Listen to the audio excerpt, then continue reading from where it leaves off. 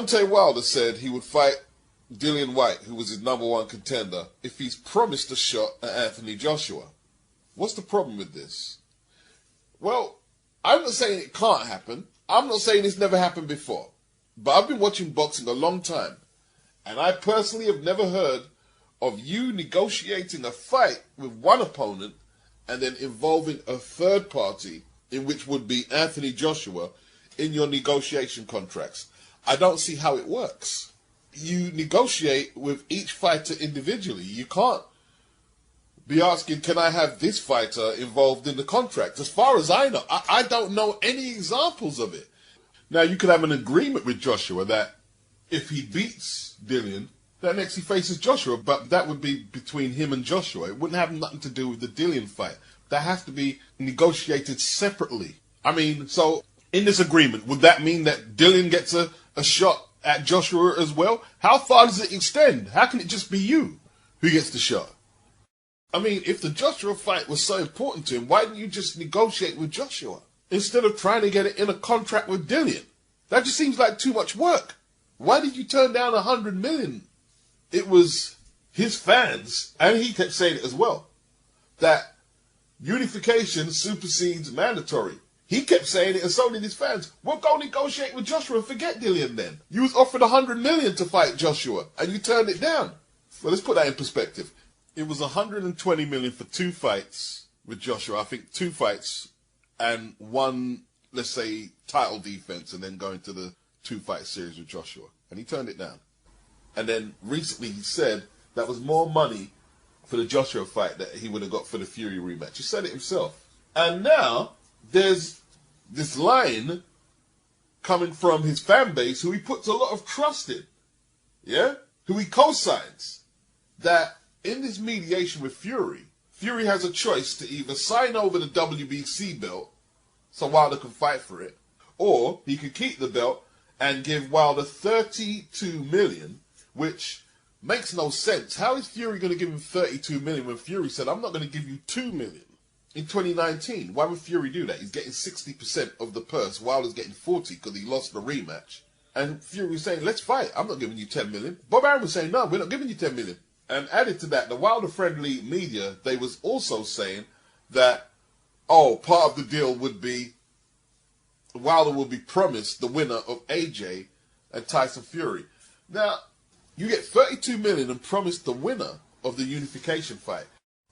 Just like the Dillian Whyte negotiation, you cannot have AJ in your contract. And just like your mediation with Tyson Fury, you cannot involve Anthony Joshua in your mediation. What has Anthony Joshua got to do with your mediation?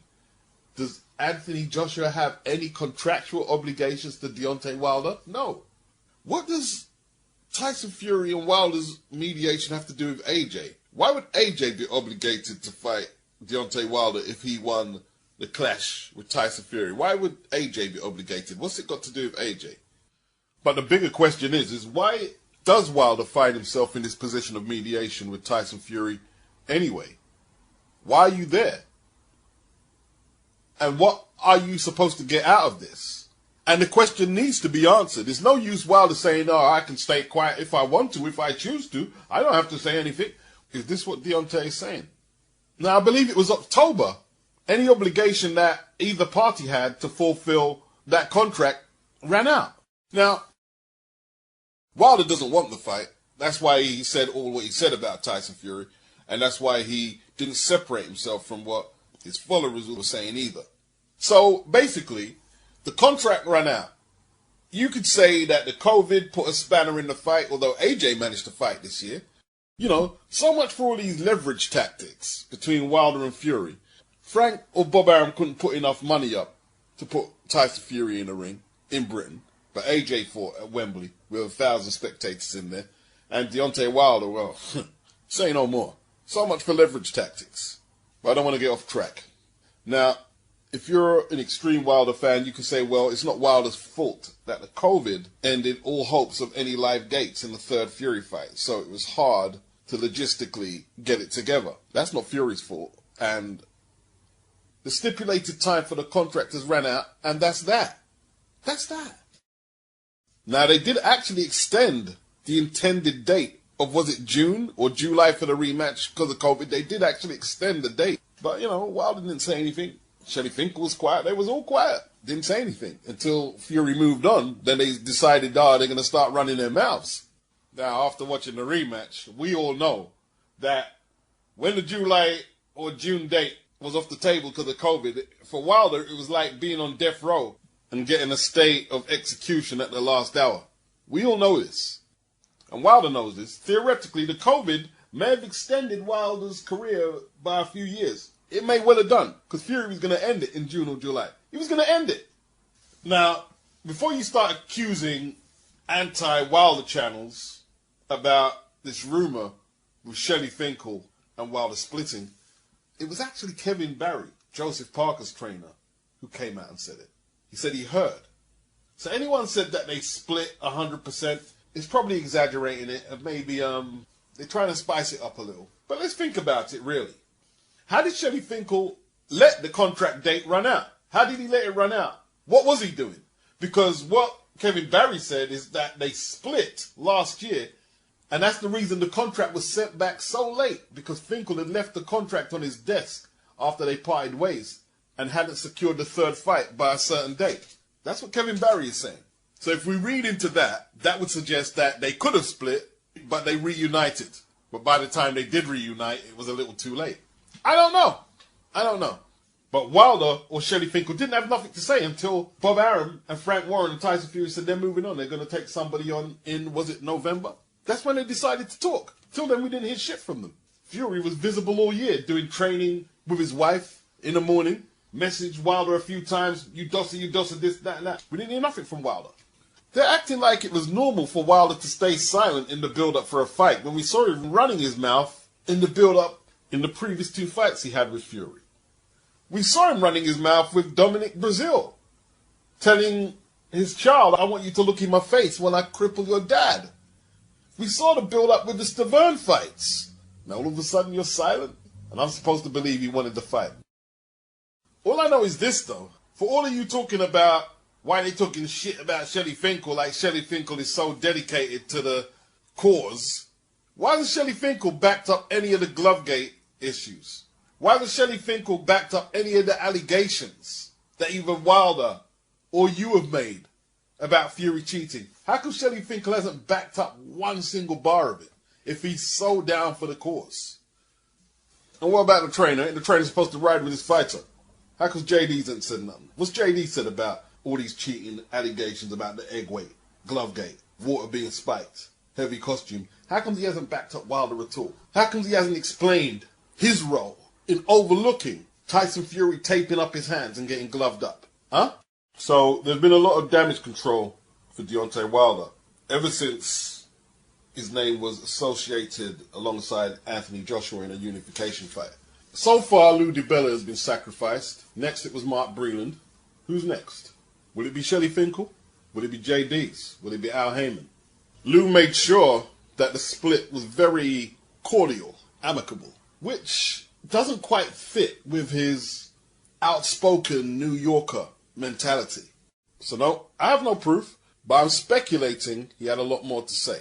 This opinion is based on the fact I was reading out the most powerful 50 in boxing, let's say for 2020. And Lou's name didn't come up amongst the top 50, but they had him as a potential name to look out for in 2021.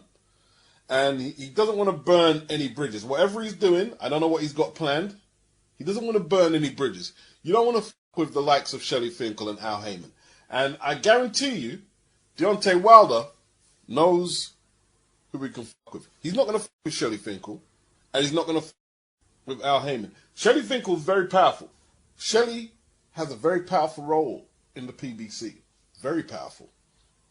When F.A. Ajagba recently said he was leaving the PBC, undoubtedly he had a riff with Shelley Finkel. His coach, Ronnie Shields, rather than backing his fighter and finishing what he started, because normally it's quite a bond between trainer and fighter, he backed Shelley Finkel and said, no, I'm paraphrasing now, good riddance. He can go do what he wants to do. And threw a few darts at F.A. Ajagba.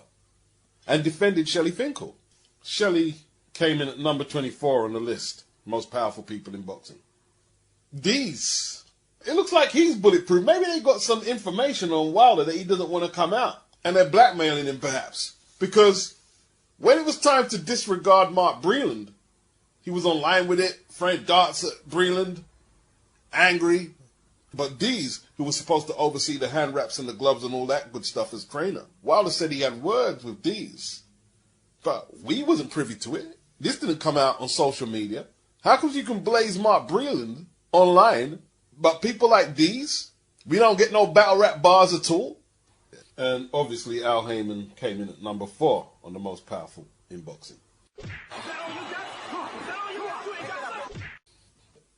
When are we ever going to get the chance of 2 British world heavyweight champions fighting for the undisputed title against each other? It's never happened before. It will never happen again.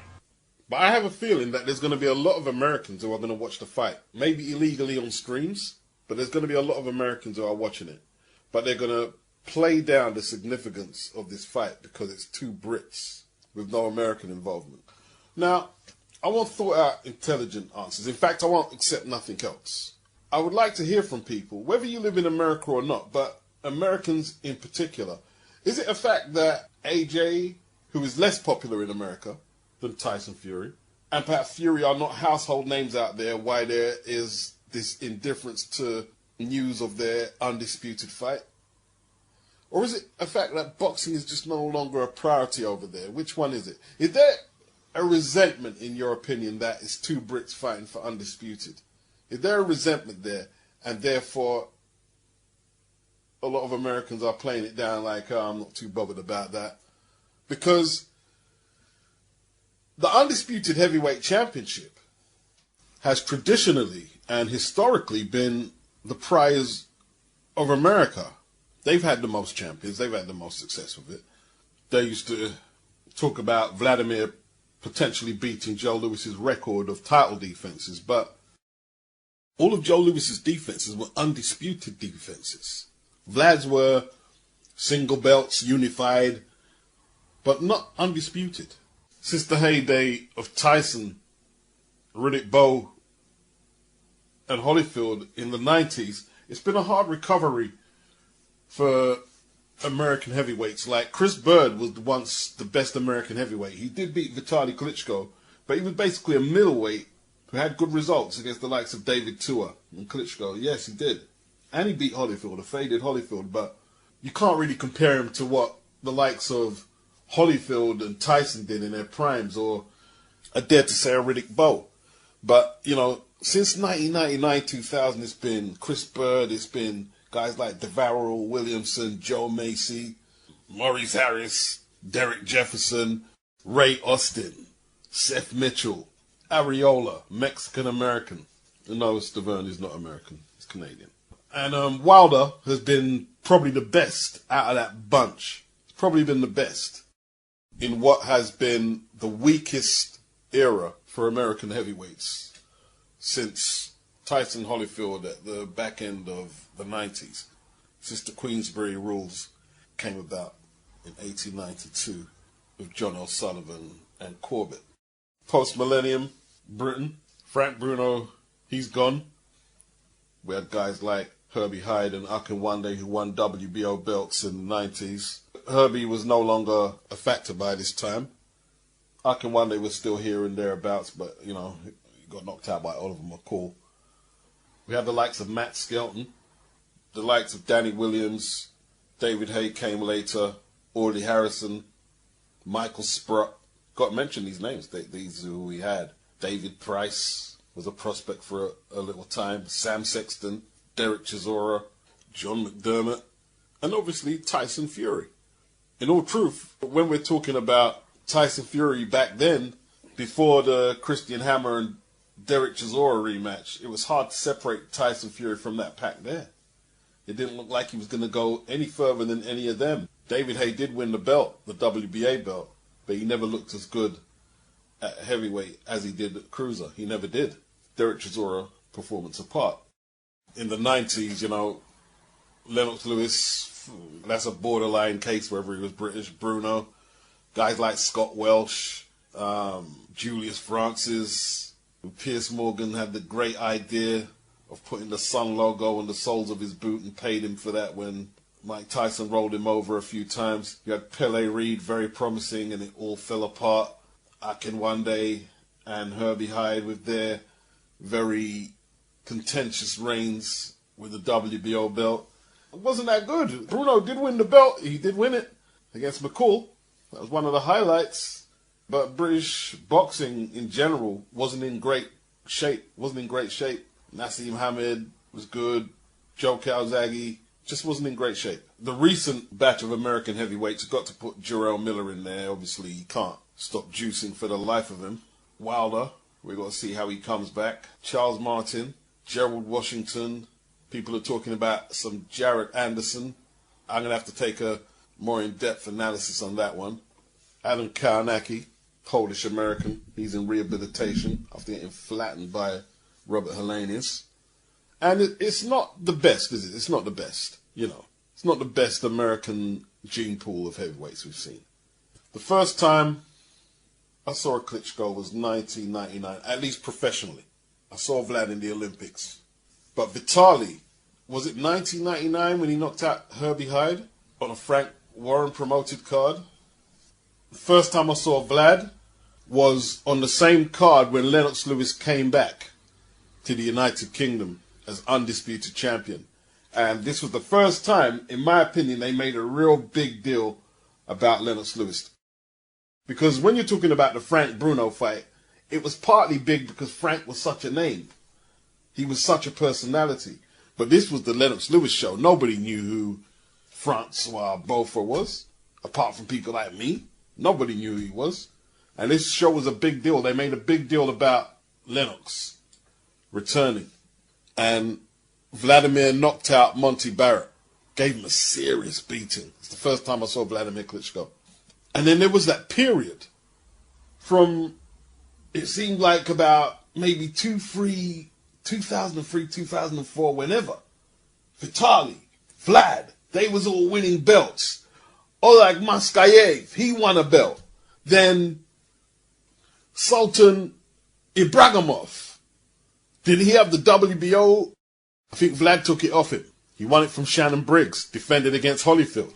Then he lost to Vlad and retired, didn't fight again. He was actually giving Vlad a few different looks in that fight. But he didn't fight again. And he wasn't a bad fighter. I remember that fight he had with Ray Austin. He had Austin down and Austin came back and decked him. That was a good scrap. I think that could have been an eliminator. Then you had the White Tyson, Ruslan Shagayev. He got hold of a belt. So all of a sudden, these Eastern Europeans are winning belts. Lajkovic, he won a belt. It was very up and down for the American heavyweights. Like Lamont Brewster, obviously he did beat Vladimir Klitschko for the vacant WBO belt. Then he lost it to Lajkovic. And Lajkovic did lose the belt to Shannon Briggs. So there was some success sporadically for American heavyweights. But there was no American heavyweight who could capture the American public's imagination like Holyfield or a Tyson or a Foreman did. Or they wasn't as consistent as a Larry Holmes. You see, because, listen, time heals a lot of things for boxers. Most people who try and do a little bit of history, they would tell you that Larry Holmes is a great boxer today. A great, all-time great heavyweight. But when he was champion, he wasn't that popular. Guys like Lucien Rodriguez, this French European level heavyweight, took him the full 12. And apparently Gene Tunney amongst working classmen wasn't popular. But that period where the Eastern Europeans kept winning belts, it signified a watershed moment in American boxing. Because now their pound for pound best A-side fighters are welterweights. And they're not producing nothing up top. HBO, for the first time in their existence, are no longer covering heavyweight championships. They didn't want to cover the Klitschkos. The Klitschkos became the enemy of Burt Sugar and many American journalists, Larry Merchant being one of them, after Vitali's performance against Chris Byrd when he quit. They just didn't like their style. They were boring as far as they was concerned. So they didn't commit to the Klitschko's, even if it meant basically turning their back on the heavyweight championship.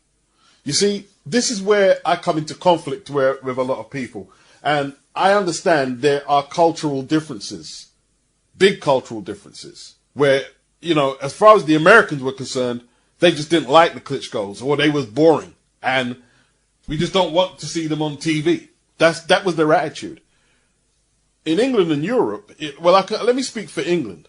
I saw all the Klitschko fights on Sky when HBO weren't covering them. We saw them. Our attitude in the UK was they're heavyweight champions. Until you can find someone to displace them, you can dislike them all you like. They're the heavyweight champions. And before anyone gets the wrong picture, they were not household names out here. They was on Sky. They had a few fights on terrestrial TV, the Klitschko's, but they weren't household names out here.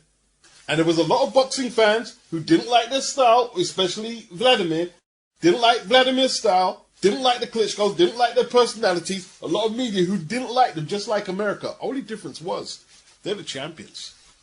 You've got to broadcast their fights, even if you don't like it. And Britain did the right thing. Because in the end, America, they abandoned the Klitschko's and that division. They did. They really did.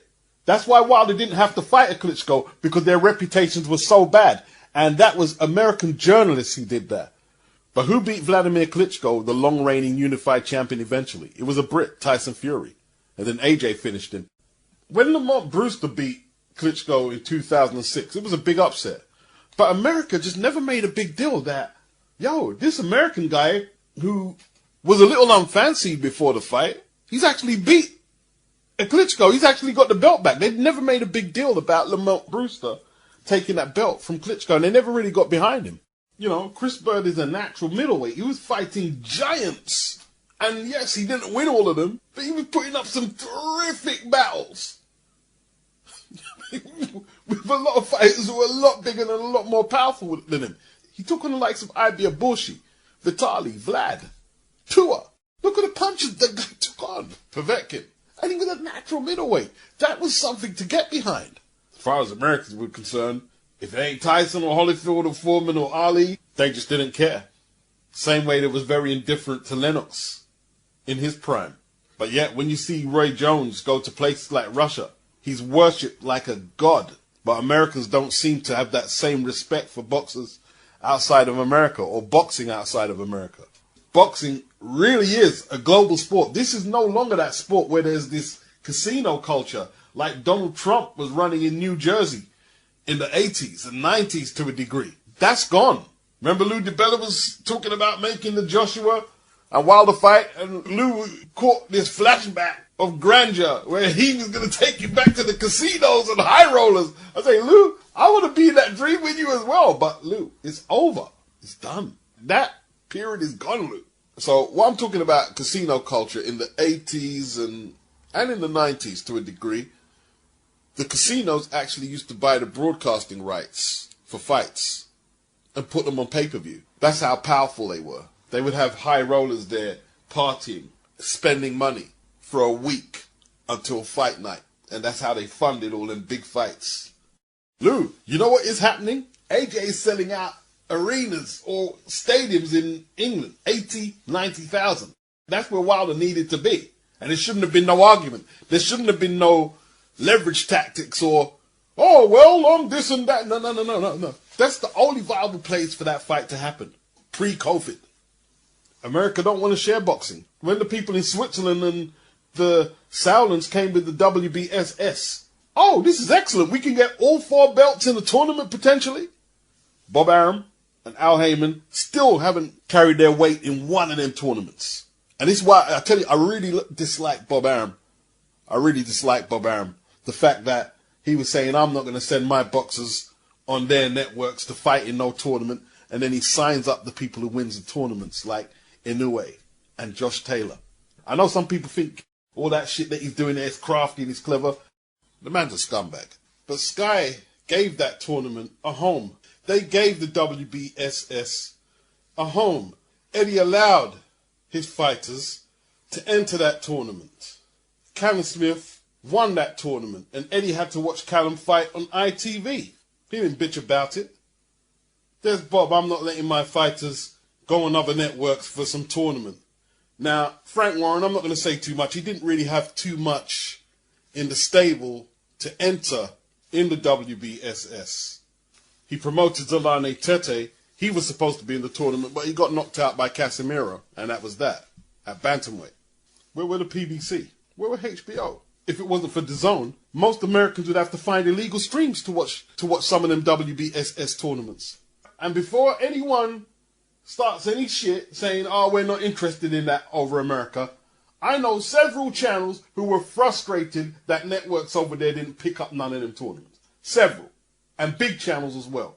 You know, the CEO of the World Boxing Super Series is only 35 on the most powerful list on the Boxing News. Only at 35. He should be way higher than that, but he's had no assistance from America. None. Not from the promoters anyway. And let's not forget, DAZN is a British-based company. Let's not forget that. Maybe that's the reason why they're broadcasting the WBSS. If they're American, they would probably say, nah, we're not putting this shit on there. You don't care about these little diminutive Asian fighters. Unless they win the fucking tournament, eh, Bob? And I've got to watch Bob in number 2. He's in number 2 because he signed up some British fighter of whom he had no interest when the British guy originally won 3 belts in 2015. He had no interest in him then when he fought Klitschko. More accomplished than Wilder, but he gets a draw with this hard-punching, admittedly, but overhyped, at least by his fan base anyway, American guy. Yeah, Bob's sitting there at number 2. Eddie's at number 3. But what's the truth? Eddie wasn't prepared to let Tyson Fury fight the opponents that he wanted to fight on his comeback. And Tyson went to Frank Warren. When Frank couldn't come up with the muscle to promote somebody like Tyson Fury in America, and let's be honest, he didn't have the financial muscle to pay Tyson Fury now what he would be demanding after drawing with Wilder. He had to hand over the reins to Bob Arum. Now, if Tyson Fury was with Eddie, this wouldn't have happened. Eddie wouldn't have signed over the reins to Bob Arum. No way. Eddie had DAZN behind him. And even if he didn't, I'm still not sure if he would have handed over the reins to Bob Arum. I'm still not sure about that. I don't think he would have folded like Frank Warren. But then again, BT's not on the same level as Matchroom in terms of finances generated from boxing. And at that time when Joshua fought Charles Martin, I don't think Frank had signed his BT deal. And he just didn't have the financial muscle at Box Nation to do anything like that. Paid Charles Martin $8 million. And who did he have anyway? He didn't have no one in the stable really to challenge. There was no Danny Dubois, no Joe Joyce, no nothing.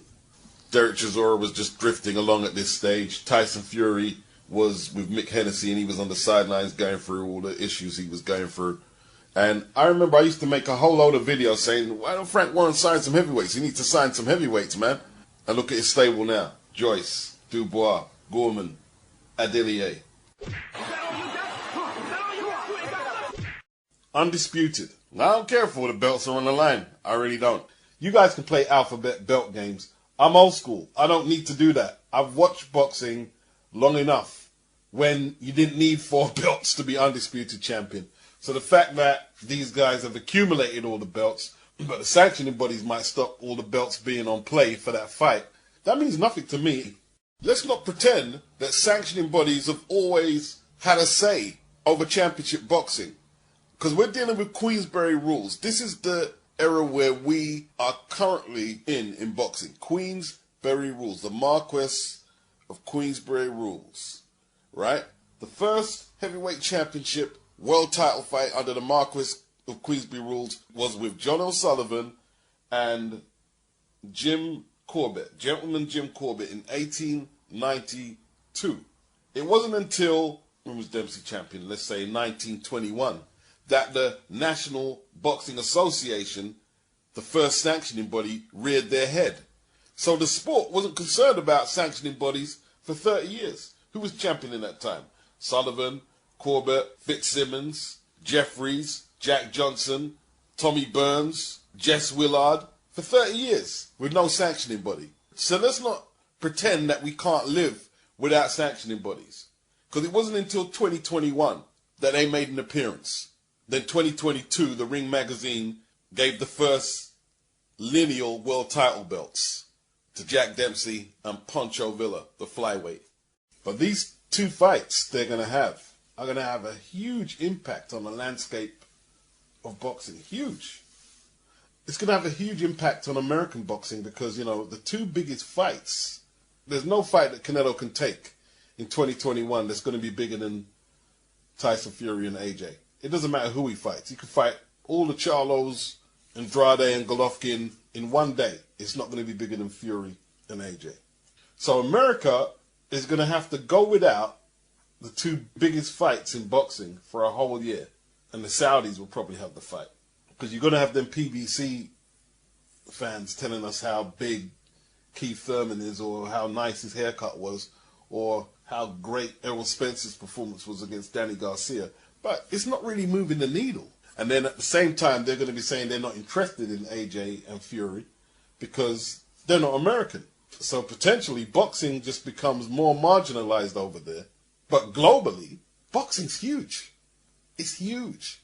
An undisputed heavyweight title fight for the first time in 22 years is huge. And if Joshua comes out the victor in their two-fight series, that's basically the last stranglehold that America have on anything, with Bob Arum being American and Tyson Fury's promoter. But Eddie Hearn will move into the number 1 spot, most powerful person. Frank Warren is currently holding the number 9 spot. Canelo's at number 1. What is it Canelo can do to maintain that position against the winner of the two-fight series for the undisputed heavyweight title? There's nothing he can do. Nothing at all. The winner of that will probably be the most powerful sportsman in the whole of sport, or at least in contention. John Skipper's at 5. Al Heyman's at 4. Regardless if Joshua wins or not, the fact that he's taking part in this undisputed fight will put DAZN in a great position. If not in America, around the world. And I think they're realizing now, look, fuck all this takeover America. Let's conquer the world.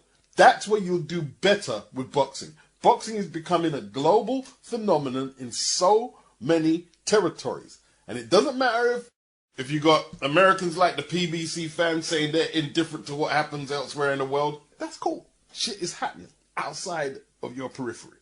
Historical shit. And Al Heyman will not be sitting in the number 4 position. I'm guaranteeing that, because he's got nothing to rival the spectacle that Bob Arum, John Skipper, and Eddie Hearn are going to be putting on. He's got nothing to rival it. Forget what Errol Spence is saying. He's not going to be fighting Canelo this year. Spence is not going to be fighting Terence Crawford. None of the Charlos, Caleb Plant, anyone around that weight class, 160, 168, is going to try and fight Canelo. So they've got nothing to rival it. Nothing at all. Stephen Espinoza, you and Al are going to have to pull something out of the bag.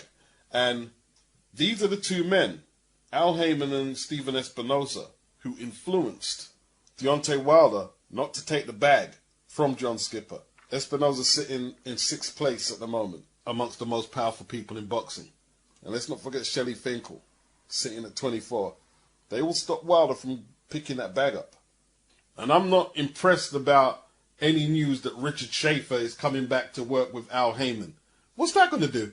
To challenge an undisputed fight, playing twice outside of the radar of the PBC or Showtime. Richard Schaefer was someone in boxing I once had time for. But when he was trying to sell Mikey Garcia versus Errol Spence as a better fight than Terence Crawford versus Errol Spence, it was like, well, you're just a waste of space now. Now, there's talk about Deontay Wilder fighting Charles Martin. Talk about hustling backwards.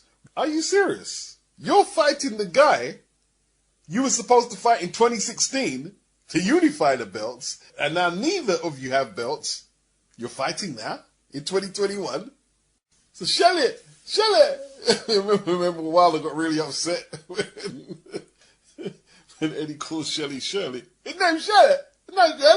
So let me get this right. Shirley said that Wilder, a world champion, was still a baby and he can't fight Klitschko. Now, remember my list of 10 things I could do without in boxing? Let's add to that one. No more apprentice world champions training on the job. No more of that. So let's get this right.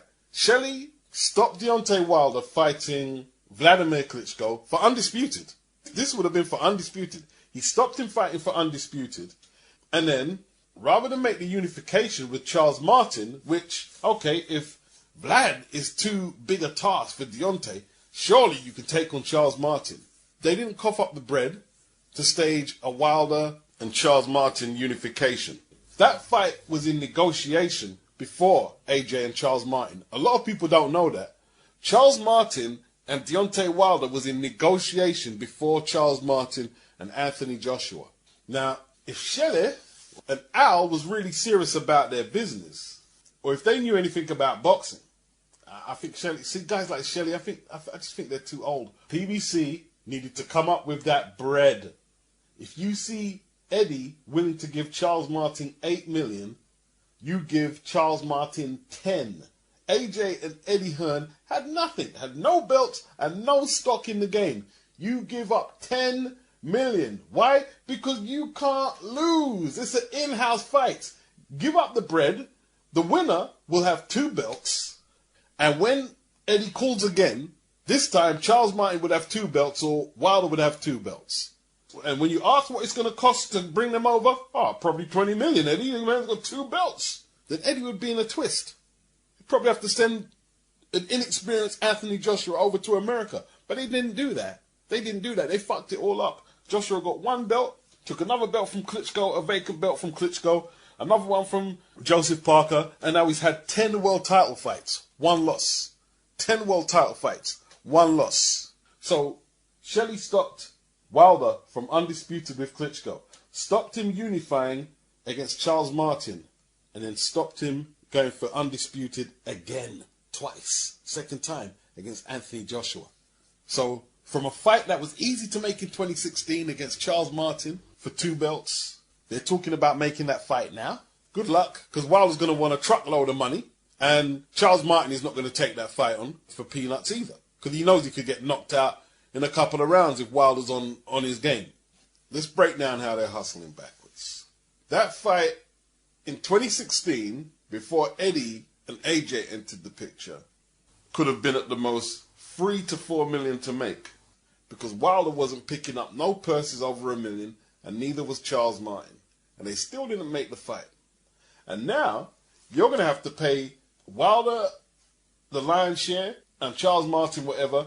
It's going to be no less than 10 million right now. And this time there's no belts. No belts at all. And nobody's really going to give Wilder that much props for knocking out Charles Martin.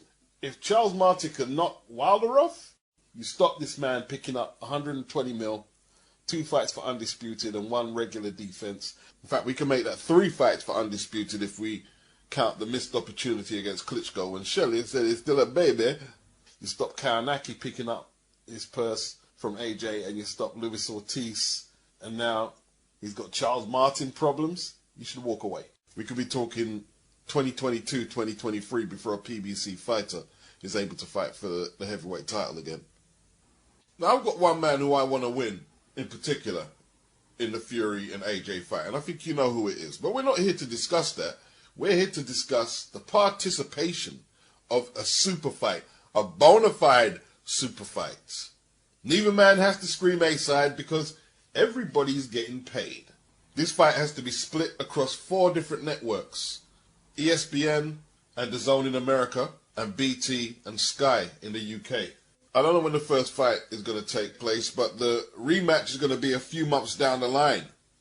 And Eddie's looking to get the Cardiff Millennium by that time. And listen, if Eddie can pack 80,000 into the Millennium, the biggest fight in Europe ever. Possibly the biggest fight in the world, really. Now, if the first fight is really competitive and watchable in terms of excitement, the rematch is off the chart. Even with BT competing with the pay-per-view figures, Sky looks set to eclipse AJ's previous pay-per-view numbers pretty easily. And the same with BT. BT will finally start doing numbers. I think because DAZN market their app more internationally, this fight is more beneficial for their archives than ESPN's, because from what I'm hearing, there's not going to be that much Americans interested in that fight, even if it is for Undisputed. And the Americans who do purchase the DAZN app, they're a bit more versatile in their viewing of boxing and their understanding. They're a little more versatile. They're the type of fight fans who are looking forward to seeing Chocolatito and Estrada or Kazuto Ioka versus Kosei Tanaka. They want to see these fights, you know. They're like a lot of fight fans outside the US. I don't want to make it sound like I'm picking on the US, but the attitude from a lot of fight fans over there is very insular. It just is. It's just how it is, you know what I mean? And for me not to mention it would be dishonest. And I don't do the dishonesty thing. I'm going to tell you the truth all the time. Most of the fight fans outside of the American territory watch a variation of boxing. Whether it's the Asian market, the American market, Mexican market, the Latin market, the World Boxing Super Series. These things interest them. Not just Spence and Wilder, Tank and the Charlo brothers. Neither ESPN or the PBC mess with the female market, which is quite a productive market right now, but they don't mess with it. They don't mess with it. Only Eddie Hearn, Matchroom, and if you're going to say Eddie Hearn, you have to say DAZN. Aside from what I'm saying about American fans who isolate themselves from boxing worldwide, aside from that, it's a hard promotion for Bob, because if it starts 10 o'clock US time in Saudi Arabia or 11 o'clock, yeah, that means Bob has to broadcast the event at 4:35 p.m. evening time, and that's not a prime time slot, let's say. Though in saying that, a lot of these people who are saying that they're not interested in boxing outside other territories, they just keep saying it to try and put down these other territories. When AJ fought Klitschko, and that was a few years back, it peaked at 600,000 on HBO, on Showtime. Yeah, 659,000 on Showtime. And if it was in more of a primetime slot, I reckon it could have probably done over 1 million. Why did it peak that high at that time? Well, I think there was a lot of interest in Anthony Joshua. He had a 100% KO record at that time, picked up the IBF belt, 90,000 at Wembley for the Klitschko fight, and let me just say this. Not all American fight fans agreed with the Klitschko's treatment. Not all of them agreed with it. A lot of American fight fans are fans of the Klitschkos. They respected them as world champions, and they should be respected. And in Germany, Joshua versus Klitschko exceeded over 10 million viewers. Vlad's been in a few pay-per-views over here with various success. The Hay versus Klitschko pay-per-view did 1,143,000, but it closed down the pay-per-view platform on Sky for 2 years. As you see, it doesn't resurface till 2013 with Carl Froch and Kessler. And that's because, due to David Hay, more than Vlad, it was a snooze fest. When he fought Tyson Fury, when Tyson Fury beat him in Munich, only done 545,000. There you see with Joshua, over 1.5 million. And these numbers here, like the Joshua and Parker, good numbers, but they're all about to get eclipsed with this Tyson Fury fight. But then again, what's the pricing going to be? Like Eddie Hearn laughed at the suggestion that Fury Joshua could be a £50 pay-per-view fight, but when you're talking about purses going up to nearly 100,000 apiece, I'm not sure if he won't do an about U-turn, and we could be looking at a £50 pay-per-view over here. We could well be. And look, man, I'll pay it. There's no point in me saying, oh, I'm not going to, but I'm going to pay it. I would definitely purchase it, 100%. Will the rest of the country? Yeah, I think a sizable number of this country is going to pay out, whether they got BT subscriptions or Sky. I just got a feeling that Eddie's not promised that it won't go over $29.95. I just have a feeling it might come back to bite him. Hopefully he's a man of his word. Hopefully there's a good undercard, and hopefully it gets signed soon.